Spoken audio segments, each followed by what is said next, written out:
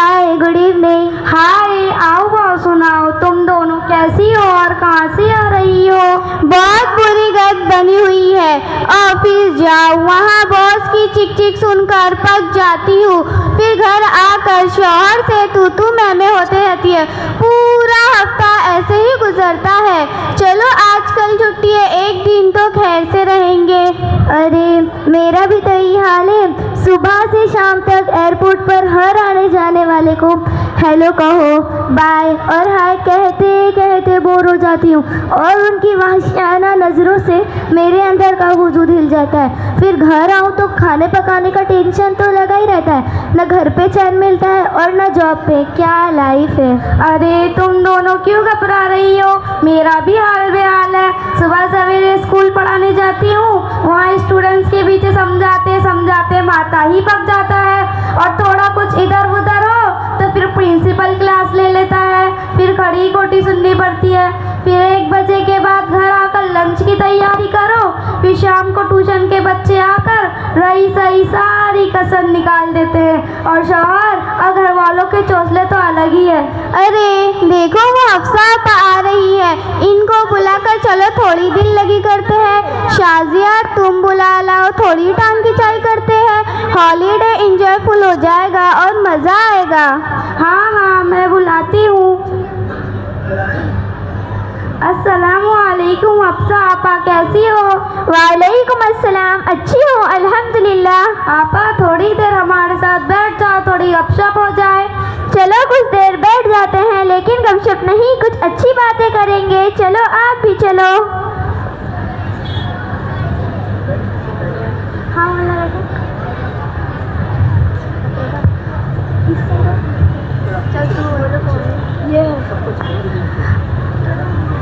अरे आपा, इतना कवर शवर होकर इनको लेकर कहाँ से आ रही हो? कहीं फरार वरार होने का प्लान है क्या? महरीन मैडम जी, फरार वरार चक्कर तो तुम आज़ाद ख्याल लोगों का काम है। हमारा तो दीन सीखने और सिखाने का प्लान है। इसी मकसद से मदरसा गए थे। अब छुट्टी हुई तो इन दोनों लड़कियों के साथ अपने घर जा रहे थे। ये तो साजिया अप्पी ने बुला लिया, इसलिए कुछ वक्त गुफ्तगू के लिए बैठ गए। महरीन अप्पी, आपने जो कहा कवर शवर होकर, तो अप्पी जान लो ये हमारा हिजाब है, कोई कवर शवर नहीं, बल्कि ये हमारी इस्लामी पहचान है और हमें इस हिजाब पर फ़ख्र भी है और हमें इससे सुकून और इत्मीनान हासिल होता है। तो आप लोग मकतब की पढ़ाई करके आ रही हो? हाँ, मकतब से पढ़ाई करके आ रहे हैं। अच्छा, तो फिर स्कूल नहीं जाती होगी? नहीं, अल्हम्दुलिल्लाह मकतब भी जाते हैं, स्कूल भी जाते हैं और इसी शान से जाते हैं। स्कूल पढ़ती हो फिर भी इतने पुराने ख्यालात? इसमें पुराने ख्यालात की क्या बात है बहन? इस मॉडर्निज़्म दौर में भी हिजाब में लिपटी फिरना पुराने ख्यालात नहीं तो और क्या है? नहीं मेरी प्यारी, पर्दा पुराने ख्यालात का मज़हर नहीं, बल्कि पर्दा औरत की इज्जत व अज़मत की ज़मानत और उसके शर्फ फजीलत का ताज है। जिसे आप पुराने ख्यालात समझती है, वह हकीकत में औरत की हिफाजत का एक प्रोटोकॉल है जो दुनिया की कई गलाज़तों और खबासतों से औरतों की हिफाजत करता है। लेकिन अफसोस, आजकल की मुसलमान औरतें मगरिबी तहजीब के रोह में बहकर इस हकीकत को भुला बैठी है और अपने आप को बाजार की सबसे सस्ती चीज़ बना दिया कि जो कोई जब चाहे उसे अपनी मर्जी से यूज़ करे और इसी पर्दे की हकीकत से गाफिल होकर आज औरत ज़माने में रुसवाई का सामान बनी हुई है। आपा, आज के दौर में अगर औरतें हिजाब विजाब और पर्दे के चक्कर में पड़ेगी तो भला इस मॉडर्न ज़माने में तरक्की कहाँ से करेगी? हम तो तरक्की की राह में औरों से पीछे रह जाएंगे। ज़ारा बहन, ये जो तुमने कहा ना कि पर्दा तरक्की की राह में रुकावट है, ये दरअसल गलत फहमी के साथ गलत तारीफ भी है। तरक्की का मतलब ये कब से हो गया?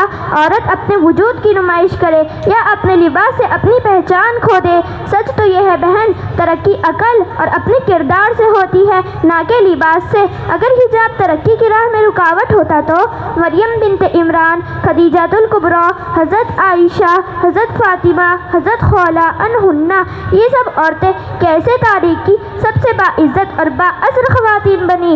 الغرض حجاب کسی بھی طرح ترقی کی راہ میں رکاوٹ نہیں، بلکہ حجاب مرد عورت کی زندگی کی حد بندی ہے۔ اللہ رب العزت جس نے انسان کو پیدا کیا اور اس میں مرد عورت کے دو جوڑے بنائے اور اس نے ان دونوں کے کام کاج کے حدود متعین کیے، کیا آپ ہی بتلائیے مرد ہر وہ کام کر سکتے ہیں جو عورتیں کرتی ہیں یا پھر عورتیں ہر وہ کام کر سکتی ہے جو مرد کرتے ہیں؟ ظاہر میں دنیا کا کوئی بھی ذی شعور انسان اس کا مثبت جواب نہیں دے سکتا، کیونکہ ایسا ممکن نہیں۔ اس لیے جب کہ شریعت اسلام نے مرد عورت کی ذمہ داری الگ الگ رکھی ہے تو جو عورت کی ذمہ داری ہے عورت کو اس میں ترقی کرنا چاہیے۔ شریعت نہ صرف اس کو پسند کرتی ہے بلکہ اس کی حوصلہ افزائی بھی کرتی ہے۔ زمانہ کہتا ہے پردہ تو رکاوٹ ہے بہن، زمانہ کہتا ہے پردہ تو رکاوٹ ہے بہن، مگر حقیقت میں یہی تو تیری حفاظت ہے بہن۔ ترقی صرف چہرہ دکھانے کا نام نہیں، ترقی صرف چہرہ دکھانے کا نام نہیں، یہ تو کردار نکھارنے کا پیغام ہے بہن۔ میں نے سنا ہے کہ اصل پردہ دل کا ہوتا ہے نا شازیہ اپی؟ ہاں بہن، تم نے بالکل صحیح کہا۔ اگر دل میں پردہ ہو تو پھر لباس کوئی میٹر نہیں کرتا۔ بہن بالکل دل کا پردہ ضروری ہے، مگر دل کا پردہ لباس کے پردے سے الگ نہیں بلکہ اس کا آغاز ہے۔ اگر دل میں شرم و حیا ہے تو ظاہر میں بھی نظر آنی چاہیے۔ دیکھو نا، اگر کوئی کہے میرے دل میں صفائی ہے اور باہر کیچڑ میں لتڑا ہو تو لوگ کیا کہیں گے کہ صفائی دل میں رکھی ہے یا گھر میں بھی؟ بالکل ایسا ہی ہے، اگر دل میں پردہ ہو تو آنکھ، زبان اور لباس سب میں نظر آنا چاہیے۔ اسلام نے صرف احساس کا نہیں، اظہار کا بھی حکم دیا ہے۔ اگر دل کا پردہ ہی اصل ہوتا تو بھلا قرآن میں اللہ رب العزت کیوں فرماتے، اے نبی صلی اللہ علیہ وسلم آپ اپنی بیویوں، بیٹیوں اور مومن عورتوں سے کہہ دو کہ جب وہ اپنے گھر سے باہر نکلے تو اپنے چہرے کو اپنی چادروں سے ڈھک لیا کرے تاکہ پتہ چل جائے کہ وہ آزاد اور شریف عورتیں ہیں، تو ان کے ساتھ کوئی چھیڑ چھاڑ نہ کرے۔ دیکھا، اگر صرف دل کا پردہ ہی کافی ہوتا تو اللہ دل کا ذکر کرتا، لباس کا حکم کیوں دیتا؟ دل کے ساتھ لباس کا پردہ دونوں مل کر عزت کی ڈھال بنتے ہیں۔ ایک اندر کو پاک رکھتا ہے، دوسرا باہر کو محفوظ رکھتا ہے۔ دل میں ہو اگر حیا تو جسم میں نظر آئے، دل میں ہو اگر حیا تو جسم میں نظر آئے۔ ایمان وہی ہے جو ہر رنگ میں جھلک جائے۔ پردہ نہ صرف چہرے کا، یہ روح کا زیور ہے۔ پردہ نہ صرف چہرے کا، یہ روح کا زیور ہے۔ یہی تو عورت کی پہچان، یہی اس کا زیور ہے۔ ماشاءاللہ۔ کیا واقعی ایسا حکم قرآن مجید میں ہے؟ جی ہاں، یہ حکم قرآن کریم کے پارہ نمبر 22 سورہ نمبر 33 آیت نمبر 59 میں ہے، جبکہ پارہ نمبر 18 سورہ نمبر 24 آیت نمبر 31 میں تو اللہ تعالیٰ فرماتے ہیں کہ اے نبی صلی اللہ علیہ وسلم آپ کہہ دیجئے ایمان والی عورتوں سے کہ وہ اپنی نگاہیں جھکا کے رکھے اور اپنے شرم گاہوں کی حفاظت کرے اور اپنے زیب و زینت یعنی بناوٹ و سنگھار، میک اپ اور جویلری وغیرہ غیر مردوں کو بالکل نہ دکھلائیے۔ اب ذرا غور کریں کہ آپ لوگوں کا جو یہ حلیہ و لباس ہے کہاں سے ان احکام کے مطابق نظر آ رہا ہے؟ کسی شاعر نے کہا، تیری تخلیق کا مقصد سکون قلب و خانہ تھا، تیری تخلیق کا مقصد سکون قلب و خانہ تھا، پہن کر پاؤں میں گھنگرو تجھے باہر نہ جانا تھا۔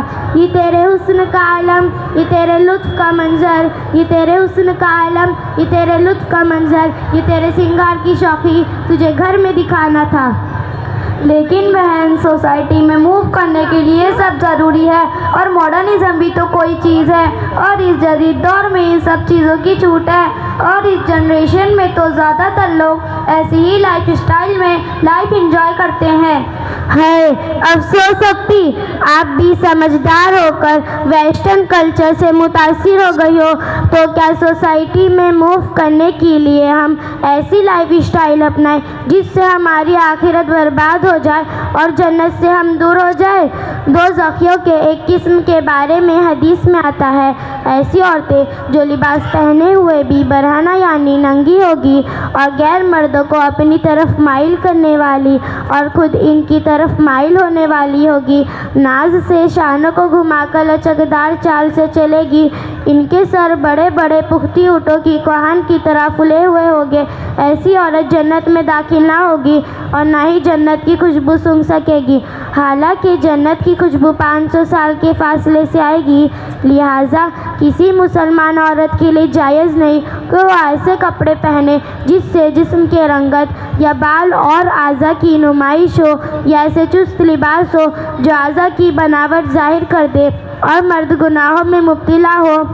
اور اب پی رہی آپ کی ماڈرنزم کی بات تو سنو، اگر اپنے جسم کی نمائش کا نام ہی ماڈرنزم اور جدت پسندی ہے تو میرا خیال ہے کہ سبھی جانور ہم سے زیادہ ماڈرن ہیں جو لباس پہنتے ہی نہیں۔ اچھا جی، حفصہ آپا ایک بات دل میں آتی ہے، پوچھوں؟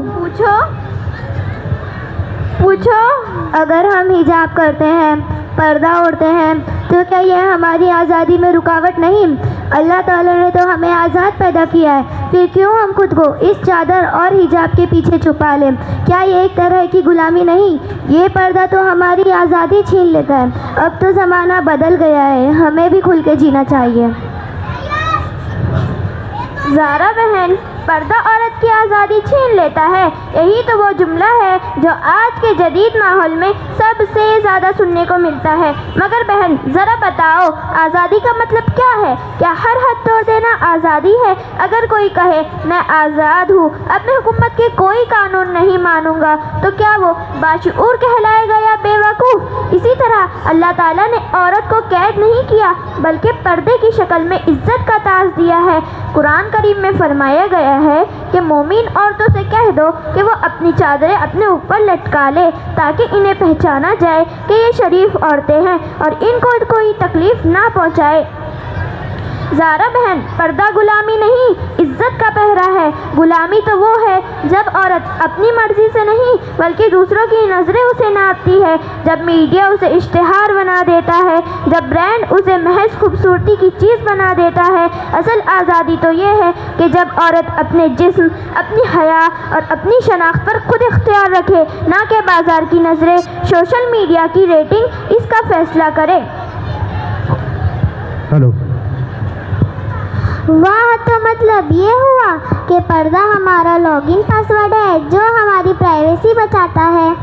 شاید آپ صحیح کہہ رہی ہو، ہم نے آزادی کو بے پردگی سمجھ لیا اور حیا کو غلامی سمجھ لیا۔ جی بالکل بیٹا، اور حدیث میں نبی صلی اللہ علیہ وسلم نے فرمایا حیا ایمان کا حصہ ہے، اور جس میں حیا نہیں اس میں ایمان نہیں۔ اب سوچو ذرا، اگر حیا ایمان کا حصہ ہے تو پردہ اس ایمان کی حفاظت ہے۔